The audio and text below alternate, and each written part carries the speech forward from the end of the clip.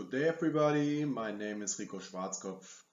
My research area is leadership acceptance within selling center environments, and I will present you today with my research results about competencies which generate acceptance of leadership within selling centers. Before we jump into the introduction section of this poster, let's have a look of the meaning behind the term selling center. In order to do so, please imagine that you are a buying manager of a bigger company who shall outsource its payroll activities to an external payroll provider. For this selection and buying process, you might want to involve several stakeholders into your buying team. This can be an IT specialist who analyzes the best way to transfer your monthly payroll data to your new payroll provider. Additionally, it could be beneficial to involve a business analyst who provides you with an adequate business case in order to justify your decision for a certain payroll provider. Also involving a lawyer could be necessary in order to check and negotiate your contract details. This group of persons, we are talking about each person involved in the buying and decision process, is called buying center. Now let's have a look what happens on the supplier side during such a buying process. If you are a sales associate who tries to handle with such buying centers, you probably want to have the best possible contact person involved with the best possible information level for each member of this buying center. This can mean that you might want to involve an IT specialist who's able to discuss different options for data transfer with the IT specialist on customer side.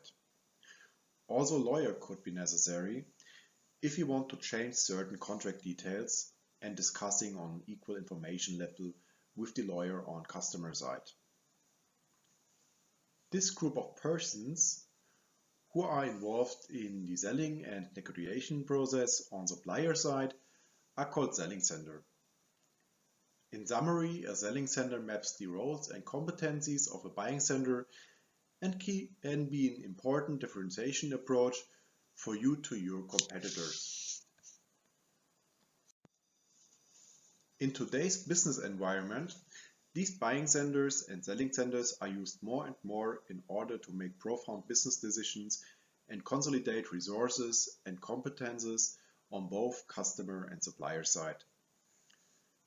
While social dynamics within buying centers are well discussed within the scientific society, we still lack insights about selling centers and the management of group dynamics within these multidisciplinary based project teams.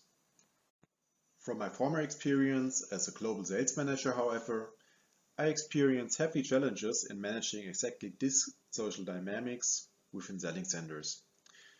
These challenges arise because sales associates aren't provided with formal authorization to issue instructions to the participants involved. Additionally, you might face some conflicts of interest.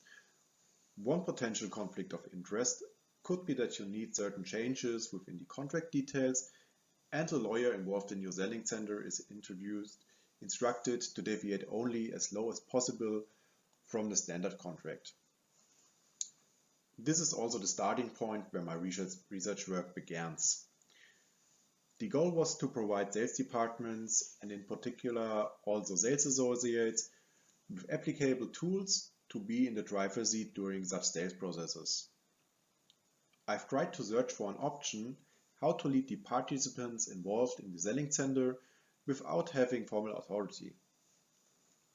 For this it is necessary to be perceived as a leader and generate acceptance for your non-formal leadership role. If you look at the upper right end of this poster, you will find the model of the implicit leadership theory, which offers a profound theory about generating acceptance of leadership without a formal authority necessary. When looking at this figure, let's imagine you are person A who tries to influence person B to follow your instruction. In every interaction, you send out certain behaviors and characteristics, which might be more or less conscious.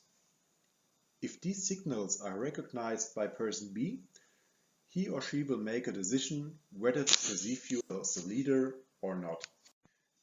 This highly depends on the implicit IDs of its ideal leader. What happens from now on is that person B will do an unconscious matching of the signals you send with the IDs about this ideal leader. The chance of being perceived as a leader strongly depends on your degree of matching with these IDs. If the implicit ID of an ideal leader is, for example, about extroverted, outgoing person, but you behave rather introverted, non-communicative, and not really rocking the boat, the chance to be perceived and accepted as a leader is quite low for you. These characteristics and behaviors, however, can change in different environments.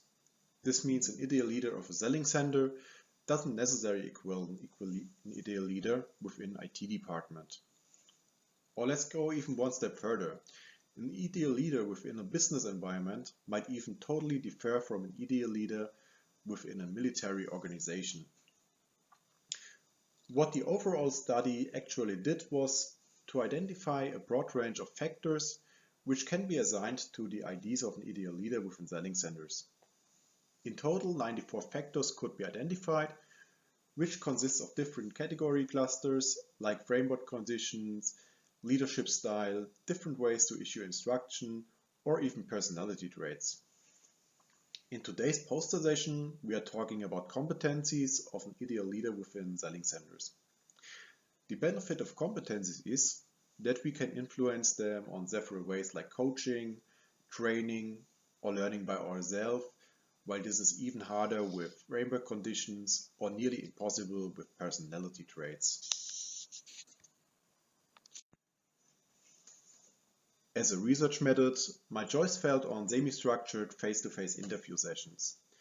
Semi-structured means that we combine the benefit of freestyle interviews with a rough structure of questions which don't need to be asked in a certain sequence. These types of interviews are very beneficial for exploratory research and enable the interviewer to dig deep while avoiding to disturb the communication flow by rigid structures. In total, 12 selling center participants with about 12 to 200 experienced selling center projects were interviewed. The number of participants have been chosen based on a theoretical saturation.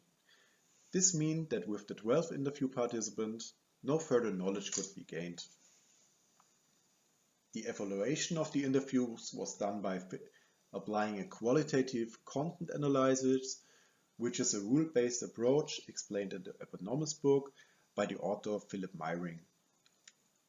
This rule-based approach makes a decision for inductive category formations traceable, which is an important aspect when supporting objectivity of a qualitative study. However, scientific community might agree that there will be never a fully objective qualitative research be possible. There's always a subjective part in it.